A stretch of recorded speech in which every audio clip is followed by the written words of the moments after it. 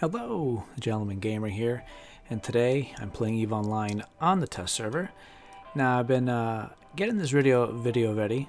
It was a couple days ago I started, and it's about the warp bubble immunity for some of the ships. Well, all the ships becoming an active module, and also warp core stabs also becoming an active module.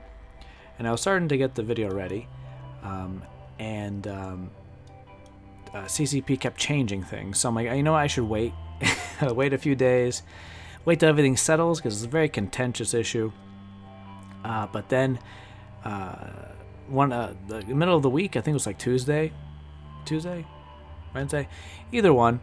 I was getting ready to log in, and I get into on the TQ, and people are talking about it. And I thought, oh, no big deal.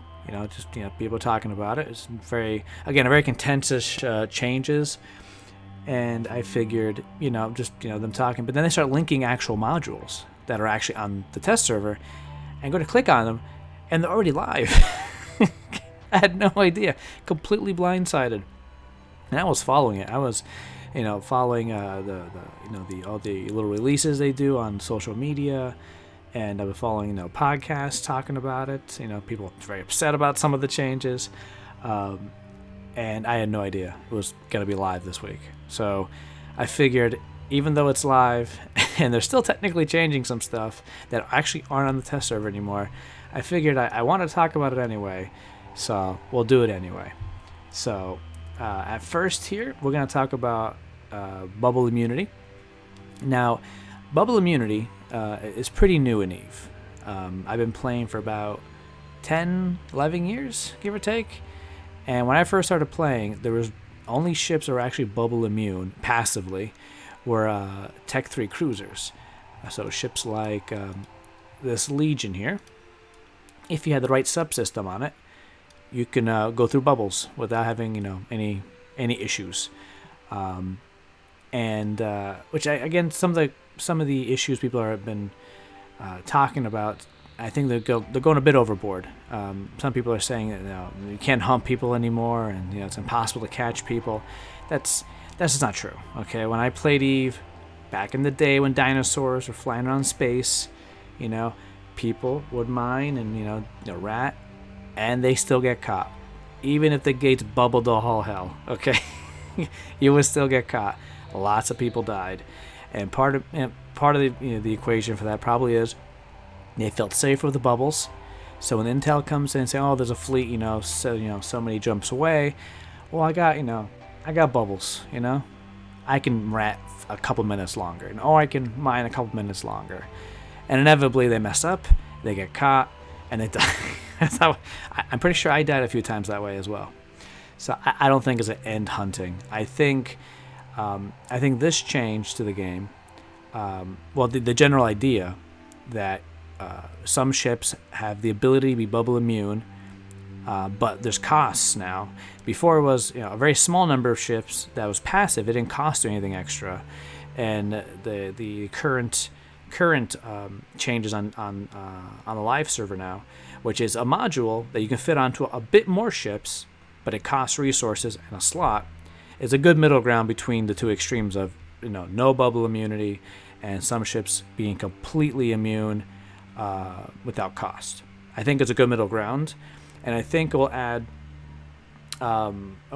bubbles again being like terrain, like a hill you have to climb over. There's not much terrain in EVE, having things that it really obviously is tangent, but having stuff in the game if you go in an asteroid field and maybe D-scanning doesn't work. Stuff like that would be cool. It's obviously taxing to the server, so you can't do too much of it. But bubbles will be more like terrain again. And if you want to get over that terrain quickly, then you need to sacrifice things. So now, with that general idea out of the way, the numbers, of course, I think can be tweaked. Slot layout for ships can be tweaked. Roll bonuses, all this stuff is completely on the table and can be changed. But I think the general principle is sound. So, let's see what the module itself looks. This one, I have a compact one. I think this was for fitting purposes. But these are without bonuses. Some of these ships had bonuses, and we'll take a look at those. But this was like an unbonused situation here, it looks like. Which is kind of strange, because I'm not sure. Let's see here real quick. Right, I'm still in that. I'm in my probe still. Oh, in my cheetah. So this is an unbonused ship. So these are their stats we're going to be looking at here. Then we'll jump into the Legion, and it has certain bonuses that go with it, interceptors as well. So activation cost 50 gigadoules.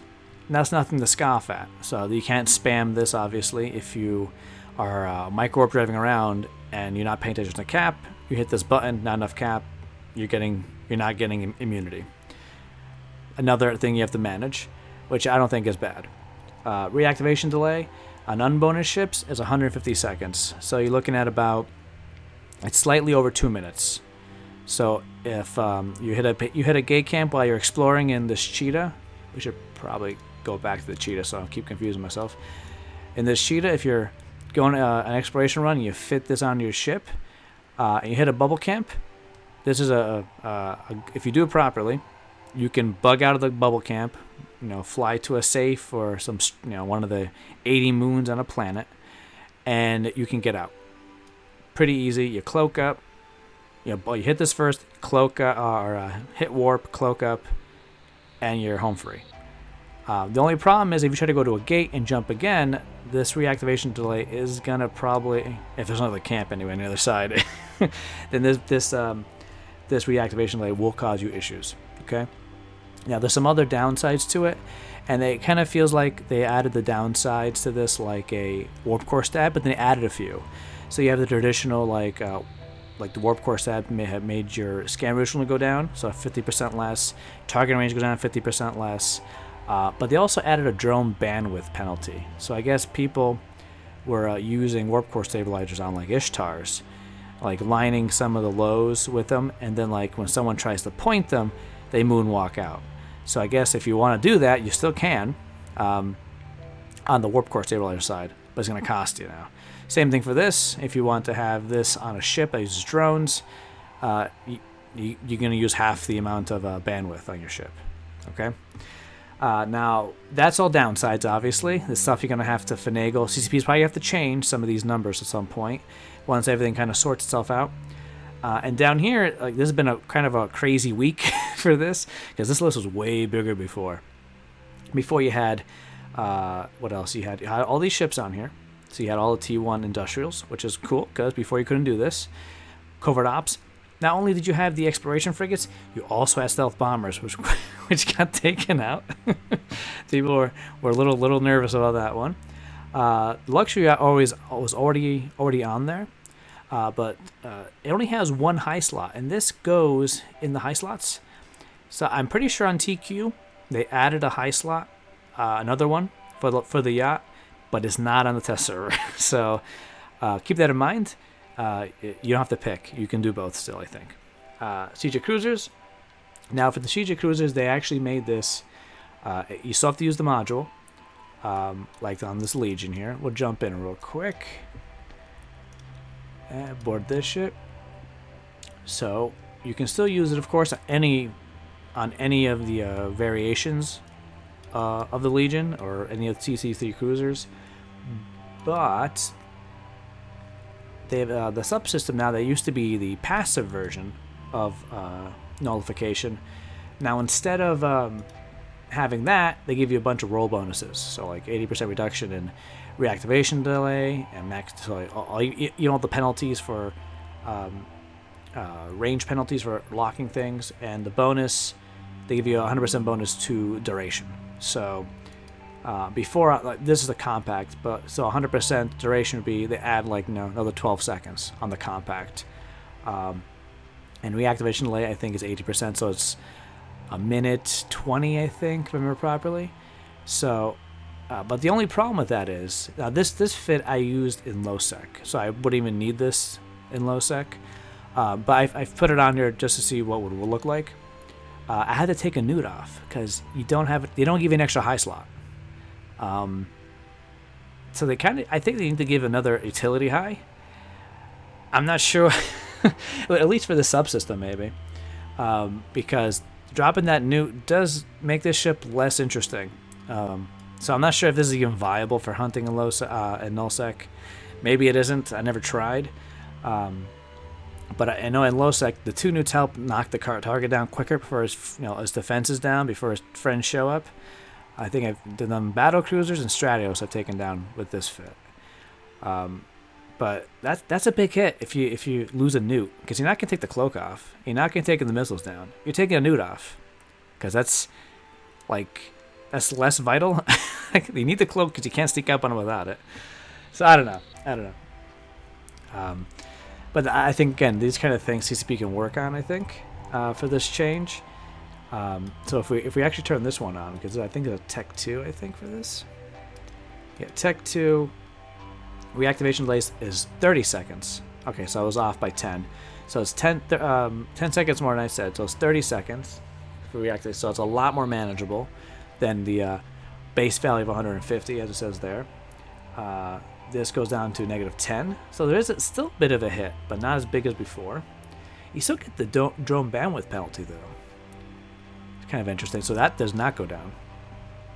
Duration goes up 30 seconds, though, from 15. So that's good. So it is more manageable with a ship like this, with the right subsystem. So let's jump into one of the ones that a lot of people are concerned about. Let's see, one of the fleet ones. I think they're both fleet ones, I think. Let's board this Ares up. Now this is the fit I had lying around. And so the issue I have with this is you have to take off something in the highs to make this work, because the ship's layout wasn't actually changed. So we'll take a look at this. I had to put a compact just to make it fit properly, and I had to take out the NOS. Now I'm assuming, in general, maybe taking a gun off would be more, because the amount of damage they cause wasn't very good. But part of me thinks that maybe that little DPS can still get another interceptor off the field, at least make him warp off, then come back. So I'm not sure that kind of, because but the NOS also helps you keep running everything, so you're stealing cap from the enemy. So there's some drawbacks to this, having this on. Now obviously if you I can't offline do this. Let's see if this works. I was thinking maybe if you're hunting and you're careful on cap, you can just turn it off and you don't get the drawbacks anymore. But then you need enough cap to turn it back on. So that might not be a viable plan. But let's check with the bonuses here, because the interceptor's not going to roll bonus as well. The fleet ones anyway, not the combat. You can still fit them on the combat now, because that list is pretty big. But let's see, you get 80% activation. That sounds pretty similar. So the numbers should be the same, right? Only this is a compact. So the roll at bonus are actually the same for the interceptor and the T3Cs. But this is a compact. You don't get the full duration increase from. I think it should be 30, right? Compared to the other one. Let's just it's not going to fit probably because it's so tight already.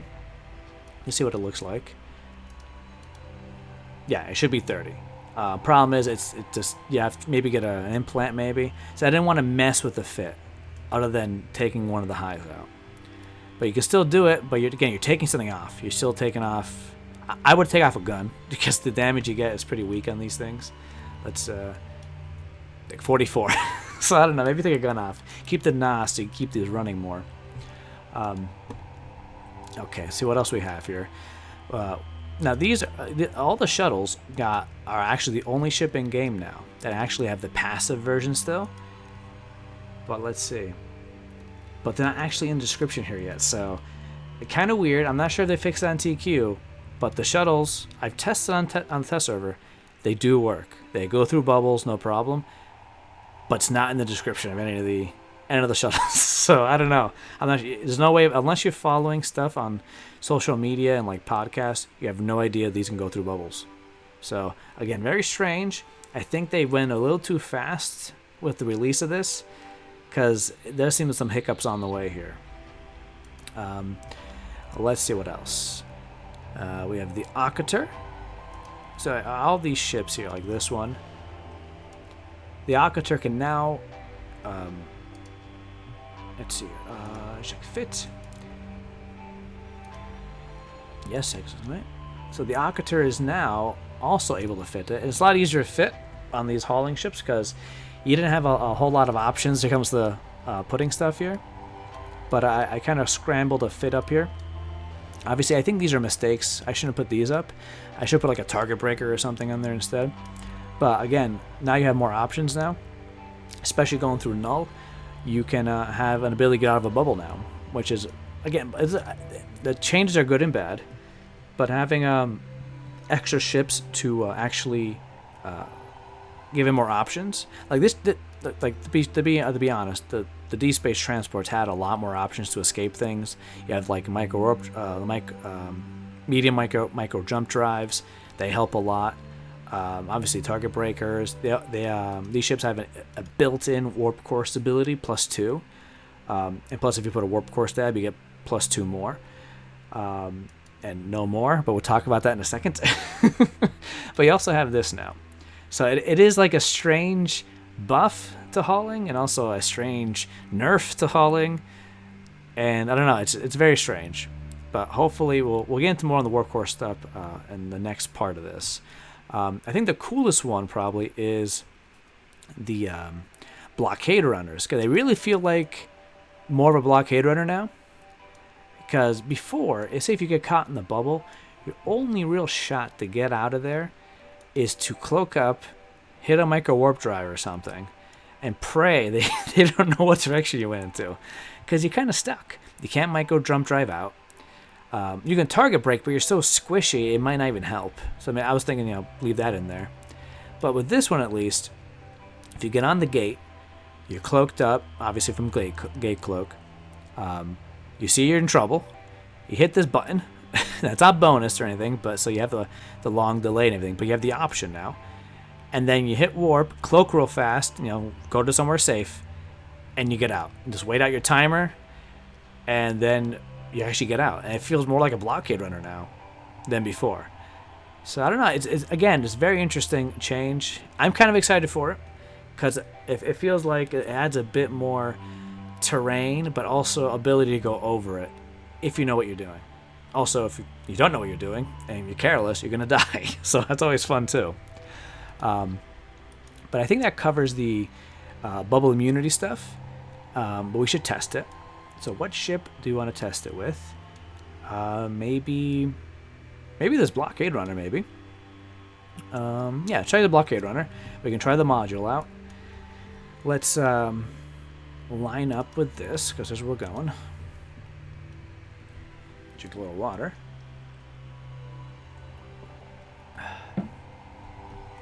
Alright, so we're lining up. Hit the button. And warp. Has its effect on there now. We'll cloak up. Yeah, just be safe. So both things are going, I guess. And through the bubble we go. It worked. Fantastic. So it worked through our test bubble camp. And we get decloaked by all the stuff I have here. Now, let's again move on to the warp core stabilizers. Now, these things I'm a bit more iffy on. Now, at first, when these actually, pretty what's this? Cloak defense. That's a different video. At first, when they were talking about the bubble immunity module, they had all T1 frigates on that list.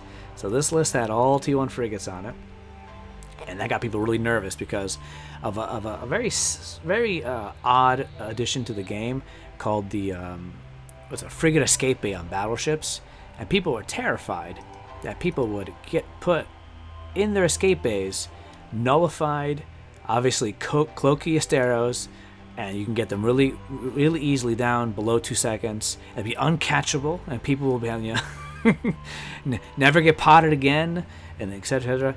And if tell you the truth, and if CCP kept that possible, then it actually would happen probably. Because if you're smart and you have a 4 or 5 billion ISK pod, you're gonna put the best way to get out of there without losing a pod, right? So this thing could have easily done that, but at some point during the 4 or 5 days of discussion, they took all the T1 frigates out. Every single one.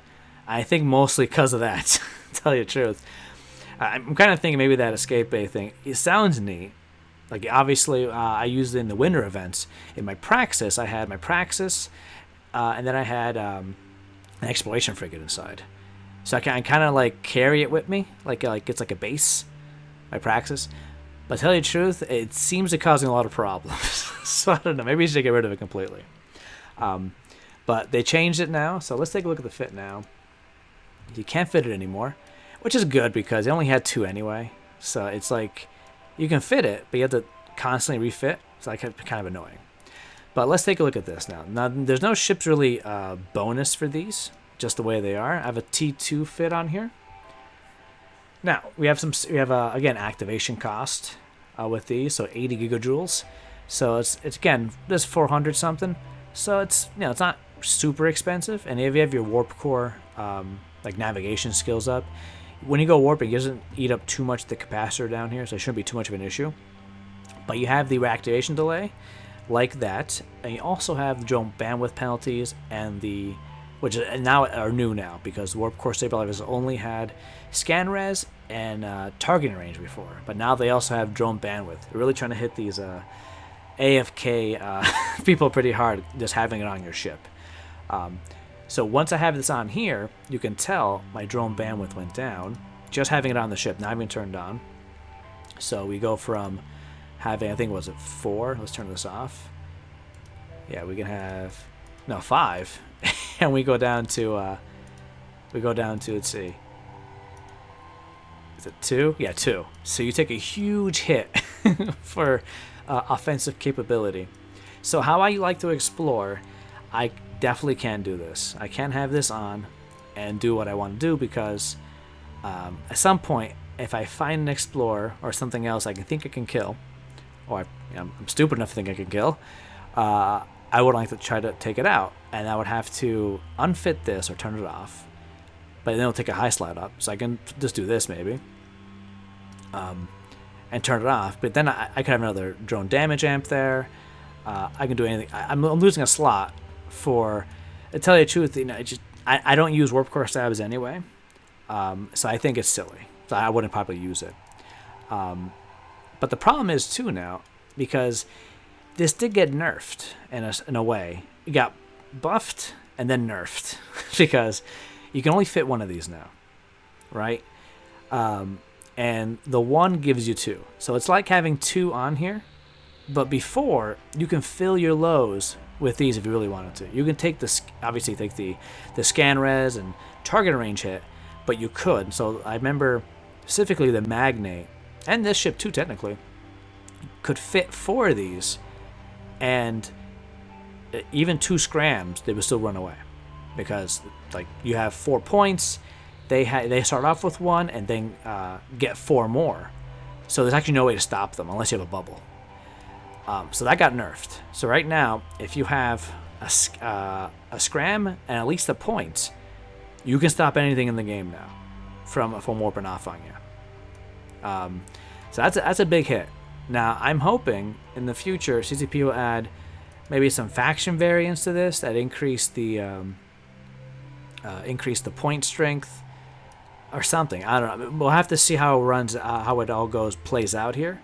But this is a serious nerf when it comes to like even PI. Like I know people would just fill the lows with warp core stabilizers. They're the best to pick their PI and get out, because someone stops them, they're not going to have, like, 2, 4, 6. They usually don't have. Yeah, I guess if you want to hump people with PI, you just do that. So for me, I love and I hate this because I hate it because I know people are going to be very upset and they're going to get caught a lot easier than they before. But I also love it because I already carry 2 scrams most of the time, and that means I can catch a lot more people. So I'm going to be neutral on this and see how it plays out. But I am concerned that everything's a bit too catchable now, especially T1 haulers that really relied on getting out of gate camps for the most part just by having lots of warp core stabs. I don't know. So let's take a look at we'll turn this on just to see what kind of duration we're looking at. So, you know, you get to a camp, well, low sec camp, you know, there's people flying around, and you hit your button, you know, boom. And so this is on for what? 15 seconds. So you're on 15 seconds, you have 2 points of strength. And this ship, you're obviously probably don't need it because your line time's so fast that you get off no problem.